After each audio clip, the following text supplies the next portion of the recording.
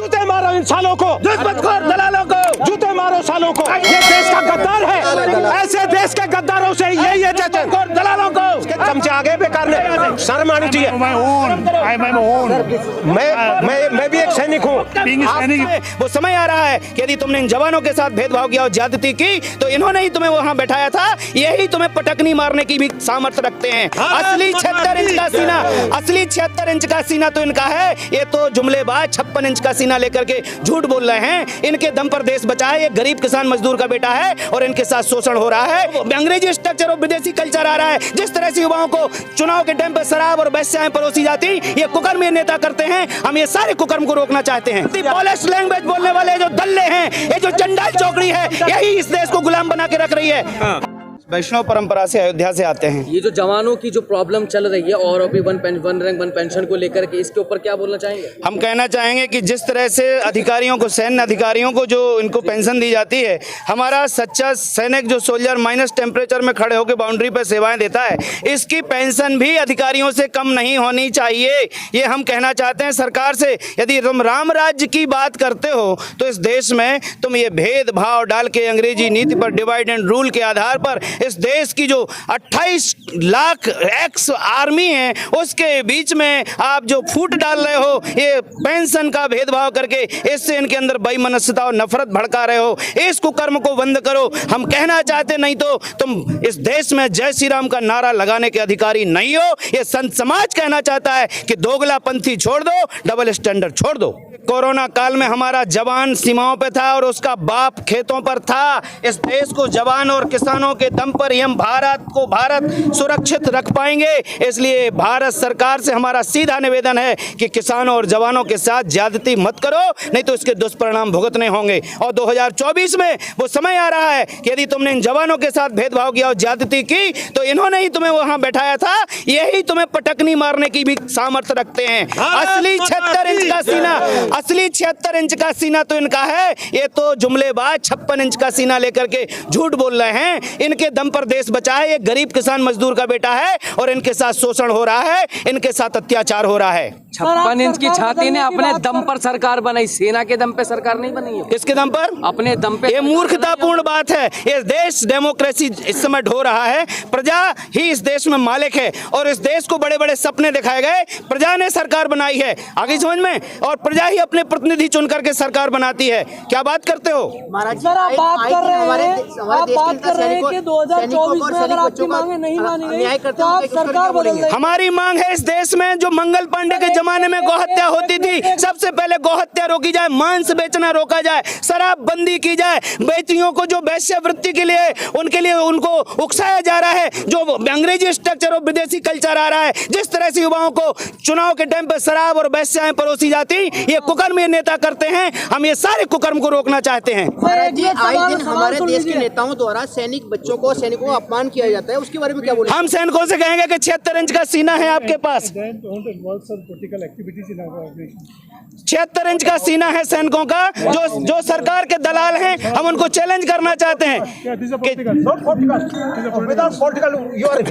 इस देश पॉलिटिकल के हैं, बिना राजनीति के हैं यहाँ पर, कैसे हो सकता है? नो, बिल्कुल नहीं, गलत बात है। अगर आपको पॉलिटिक्स में जाना, पॉलिटिक्स में जाइए। अगर पॉलिटिक्स नहीं तो फिर आप किससे मांगने आए हो? नहीं, यू डोंट गो। आप किसके चमचे आगे बेकार ने शर्म आनी चाहिए। मैं भी एक सैनिक हूँ। आप गलत बोल रहे हो। सुनो, आपने मैं बीइंग ए सर्विस पर्सन नहीं, मैं सोल्जर हूँ। गट बैक लेकर के खत्म नहीं होगी रिश्वतखोर दलालों को। ये देखिए आपसे चंद आगे या देश को बेचने वाले आगे होना चाहिए। ये देश को ये देश का गद्दार है, ऐसे देश के गद्दारों से यही है। रिश्वतखोर दलालों को जूते मारो इन सालों को, रिश्वतखोर दलालों को जूते मारो सालों को, रिश्वतखोर दलालों को, इन रिश्वतखोर दलालों सत्ता के प्रति पॉलिश लैंग्वेज बोलने वाले जो दल्ले हैं, ये जो चंडाल चौकड़ी है, यही इस देश को गुलाम बना के रख रही है। हाँ जी, तो सरकार तो कह रही है कि हम हिंदुत्व के लिए काम कर रहे हैं। अरे हिंदुत्व की बड़ी परिभाषा होती है। हिंदुत्व का मतलब होता है हिंसक प्रवृत्ति को दूर करने वाला। ये तो हिंसा के नाम पर डंडा चला करके, अरे कितनी हत्याएं करवाई इस तरह के हिंदुत्ववादियों ने, हत्याएं करवा के स्थापित हुए हैं। हम कहते हैं कि हत्याओं से नहीं। अच्छा मेरा सवाल सुनिए, बोलिए। अभी बोल रहे थे कि 2024 में सरकार बदल देंगे, आपने अभी बोला कि अगर आपकी मांगे नहीं मांगी गई तो आप सरकार बदल देंगे। इस देश की जनता को जगा रहे हैं। मेरा ये विवेक जागरण का अभियान है। सुनिए मेरा, सुनिए, ये विवेक जागरण का अभियान है। एक साधु अपना कर्तव्य करेगा कि देशवासियों शराब और मांस के बल पर इस देश की जो प्रजातंत्र की आस्था और इस देश की मर्यादा उसे बचाओ, ये हमारा कथन है। सरकार बदलेगी ये जनता,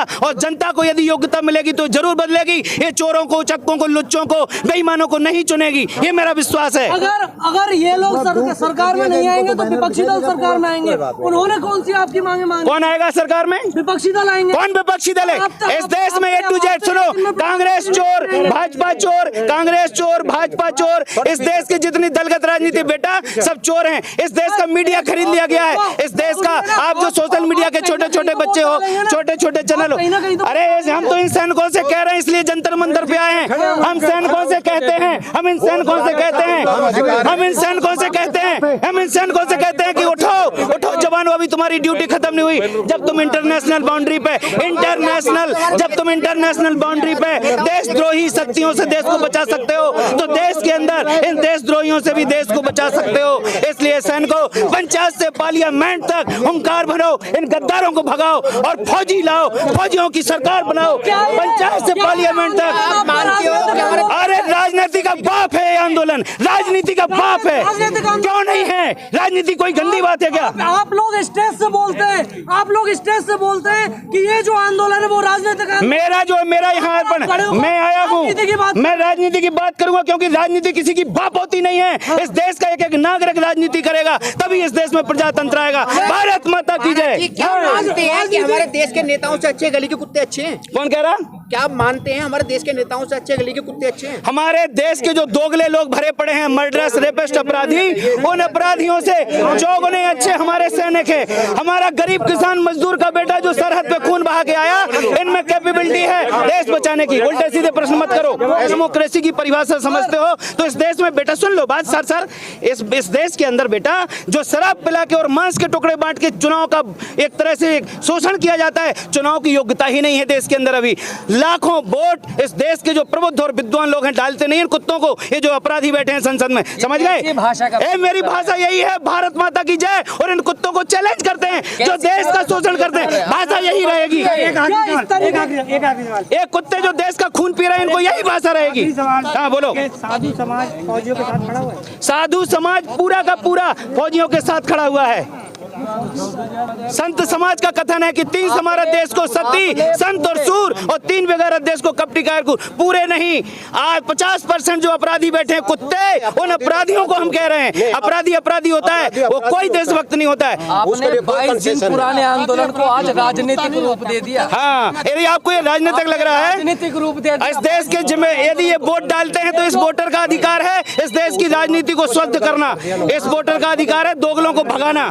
फौजी आए थे अपनी पेंशन के लिए, अपनी परेशानियों के लिए। ये इतने पेंशन के मोहताज नहीं है, ये किसान के बेटे हैं। एक भीख नहीं मांगने आए, अपना हक मांगने आए, और छाती पर लात धर के अपना हक ले लेंगे। जब ये इंटरनेशनल बाउंड्री पे दोगलों को भगा सकते हैं देश की रक्षा के लिए, तो इस देश के लुटेरों को संसद से भी भगा सकते हैं, समझ गए? तो क्या आपका ये जो आंदोलन है, हाँ, किसान आंदोलन की तरह बड़ा बनेगा? अरे हमारा ये आंदोलन किसान और जवान का उससे कई गुना बड़ा बनेगा।